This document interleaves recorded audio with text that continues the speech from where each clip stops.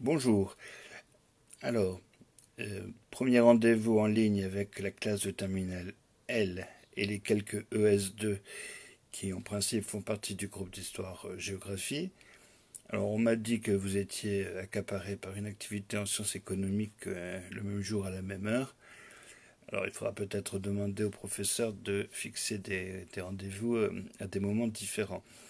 Bon, alors, en ce qui nous concerne, je vous remercie de vous être connectés. Je remercie tous ceux qui ont déjà répondu au questionnaire en ligne qui est à faire en principe pour jeudi. Bonjour Lorena. Donc ce questionnaire en ligne, il n'est pas fait pour vous embêter et faire des interrogations constamment, mais disons que si vous le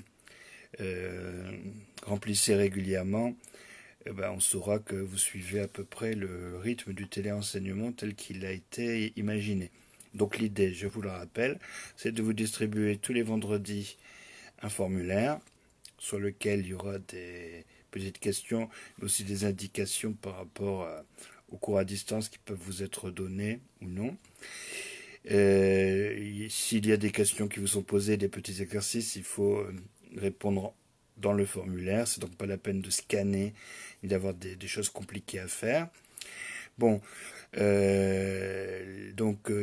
périodicité, tous les vendredis, vous aurez un questionnaire. Il faut me le rendre le jeudi d'après. Comme ça, je peux vous mettre le vendredi suivant à la fois un corrigé si nécessaire et puis de nouvelles consignes.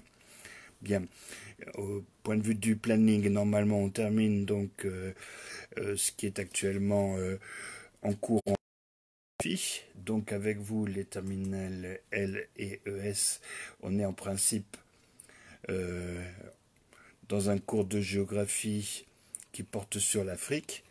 Il nous reste à voir la zone saharienne notamment. Donc on va essayer de faire ça dans les jours qui viennent.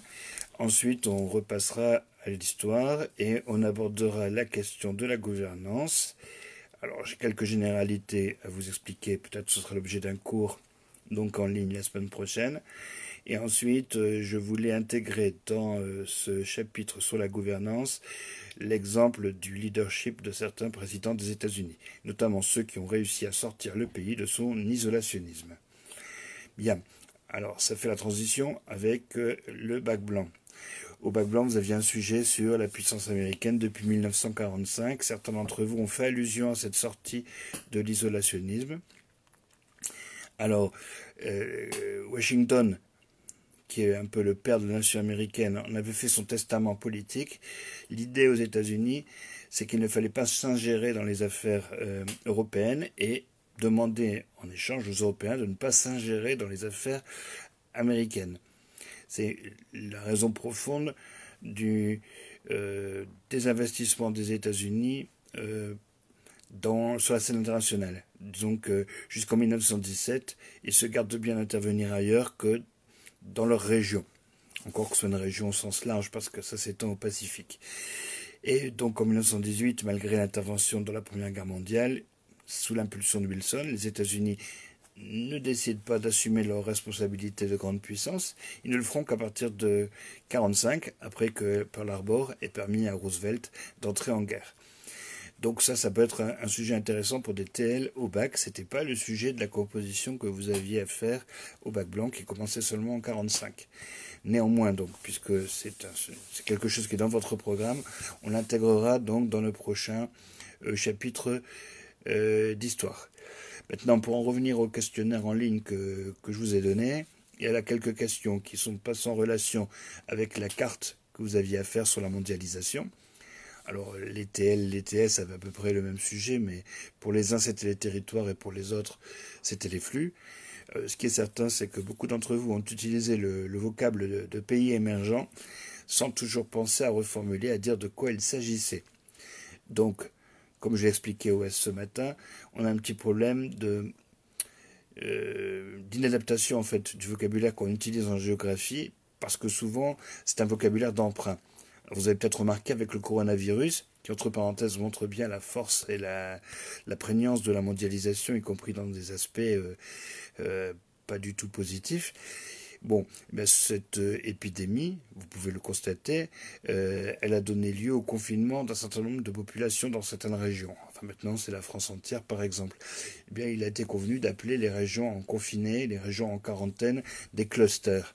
Bon, le terme cluster renvoie à l'économie. Il s'agit de ce que les Français appellent plutôt un écosystème, donc un ensemble d'entreprises, et éventuellement de centres de recherche qui travaillent concurremment, mais sur des sujets communs qui peuvent partager quelquefois certaines ressources. Bon, on parle de clusters de high-tech, tels que par exemple un cluster de la glisse au Pays Basque et sur la côte landaise, ou bien un cluster beaucoup plus important encore sur l'aérospatiale au niveau du sud-ouest. Donc au départ, il ne s'agit pas du tout de localiser les choses. Un cluster, c'est pas une localisation, hein. Et pourtant, il y a un abus de langage. Donc, certains géographes parlent de cluster pour parler de la Silicon Valley, par exemple, ou de tel ou tel technopole. Alors, on voit que c'est dans cet usage-là que le terme de cluster a été employé par les autorités publiques dans le cadre du coronavirus. Mais vous voyez bien que, en gros, on pourrait vous reprocher de l'employer à tort et à travers si vous n'expliquez pas vous-même, quelque part, si je vous parlais de cluster, que vous l'employez dans un sens qui n'est pas celui d'origine. Alors c'est un peu la même chose pour les pays émergents. Ce sont des pays donc, qui ont suscité l'intérêt des banques et des investisseurs, parce que c'était des pays en développement, certes, mais où il était déjà rentable de placer son argent. Et donc ce sont des pays qui, pour certains, sont devenus des pays développés, pour d'autres sont en voie de développement, puis pour certains sont peut-être pas si développés que ceux-là. Donc si vous faites une carte du monde avec la vieille triade, les pays émergents, puis les pays en développement, il y a comme un souci au niveau du vocabulaire. Parce que d'abord, la vieille triade, comme l'expression l'indique, c'est un peu de périmé. Le vrai centre du monde aujourd'hui, ce n'est plus la triade. Les pays émergents, c'est très vague. La plupart des pays en développement, comme vous le voyez dans le questionnaire que je vous ai soumis, peuvent être considérés comme des pays émergents. Sauf les PMA, donc les pays les moins avancés, pour lesquels il n'y a pas de débat, ceux-là ne sont pas considérés jamais comme des pays émergents. Autrement dit, il y a beaucoup d'élèves qui utilisent le terme de pays émergents pour en fait désigner un petit groupe de pays qu'on appellera plutôt des puissances ascendantes. Vous voyez la différence. Le terme pays émergent ayant un sens très précis en géographie mais évolutif, enfin en économie, un sens très précis, mais c'est un sens évolutif au sens où des pays qui sont émergents telle année peuvent ne plus l'être 3 ou 4 ans après. Par exemple, le Brésil, de ce point de vue-là, il est moins intéressant pour les investisseurs depuis que sa croissance est enrayée. 15 ans, par exemple, on pouvait miser et investir dans ce pays en tant que banquier, en tant que capitaliste, de manière très... Bref, autant le terme donc de pays émergent a un sens précis en économie, mais qui va varier dans le temps, autant en géographie, il est souvent employé comme synonyme donc de pays en développement.